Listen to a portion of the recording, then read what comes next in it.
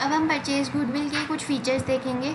मैंने कहा था सेल्फ जनरेटेड गुडविल को देखेंगे, लेकिन इन्होंने सेल्फ जनरेटेड गुडविल को नकार दिया है बुक वालों ने, क्योंकि सेल्फ जनरेटेड गुडविल को वैसे भी हम अकाउंट्स में नकारते ही हैं AS 26 के मुताबिक, ठीक है।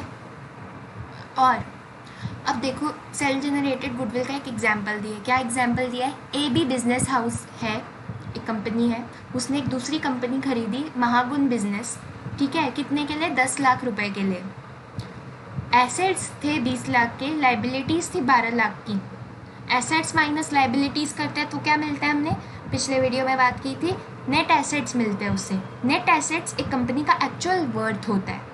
एक कंपनी का एक्चुअल वर्थ कैसे पता करते हैं हम? एसेट्स में से लाइबिलिटीज़ निकाल के। एसेट्स मतलब कि कितना वो फ्यूचर में कितना, कौन सी ऐसी चीज़ें जो उसको फ्यूचर में प्रॉफिट्स कमाने में मदद करेंगी। लाइबिलिटीज़ मतलब कौन सी ऐसी चीज़ें जो उसको पे करनी ही करनी है। एसेट्स में से जब लाइबिलिटीज़ माइनस कर दोगे तो तुम्हें एक्चुअल पता चल जाएगा कि कंपनी स्टैंड कितने पे कर रही है। समझ रहे हो? तो नेट एसेट्स जो होते हैं वो आ गए 20 लाख में से 12 गए तो 8 लाख आ गए, लेकिन हमने पे कितना किया? 10 लाख। जो 2 लाख एक्स्ट्रा दिया वो क्या है? परचेज गुडविल, ठीक है। परचेज गुडविल के क्या क्या फीचर्स हैं? Purchase goodwill arises on purchase, खरीदने पे आती है, इतना तो ऑब्वियस ही है। Since the consideration is paid for it, it is accounted in the books of account. हमने बात की थी कि जो सेल्फ जनरेटेड गुडविल है उसको उसका हम खाता ही नहीं खोलते, लेकिन परचेज गुडविल का खाता खोला जाता है। उसको बैलेंस शीट में भी दिखाया जाता है, उसको लेजर में भी दिखाया जाता है।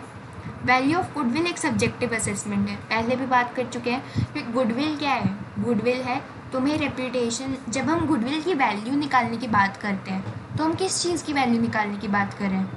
हमारे पास एक रेप्यूटेशन होती है कंपनी की, उस रेप्यूटेशन से हमें कितना फ़ायदा होता है वो हम गुडविल की वैल्यू निकालने की कोशिश कर रहे हैं कि रेप्यूटेशन से कितना फ़ायदा हो रहा है, ठीक है। अब रेप्यूटेशन से कितना फ़ायदा हो रहा है? हो सकता है मुझे लगे कि मेरी कंपनी में रेप्यूटेशन से 20,000 का फ़ायदा हो रहा है, मेरा कोई दूसरा पार्टनर कोई नहीं 30,000 का हो रहा है। ये बात हम पहले भी डिस्कस कर चुके हैं।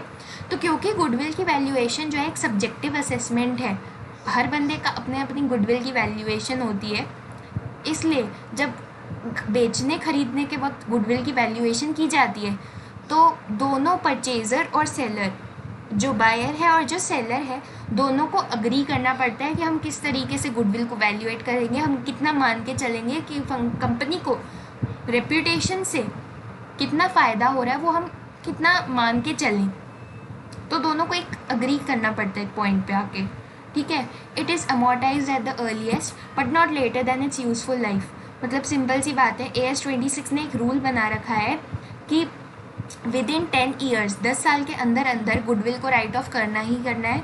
गुडविल को डेप्रिशिएट 10 साल के अंदर अंदर डेप्रिशिएट कर करके ख़त्म कर देते हैं वो लोग, ठीक है। अमोर्टाइज करते हैं, क्यों करते हैं वो हम बाद में बात करेंगे कि अभी इतना टॉपिक नहीं है इसका, बट करेंगे बात, ठीक है। लेकिन गुडविल का अमोर्टाइजेशन होता है। मतलब क्या? अमोर्टाइजेशन पता है हमें कि जैसे टेंजिबल एसेट्स की डेप्रिसिएशन होती है, इनटेंजिबल की अमोर्टाइजेशन होती है। गुडविल की अमोर्टाइजेशन होने का क्या मतलब है कि उसकी वैल्यू में एक रिडक्शन होता है। 10 साल के अंदर अंदर हम उसकी वैल्यू में इतना रिडक्शन कर देते हैं कि वो ख़त्म ही कर देते हैं।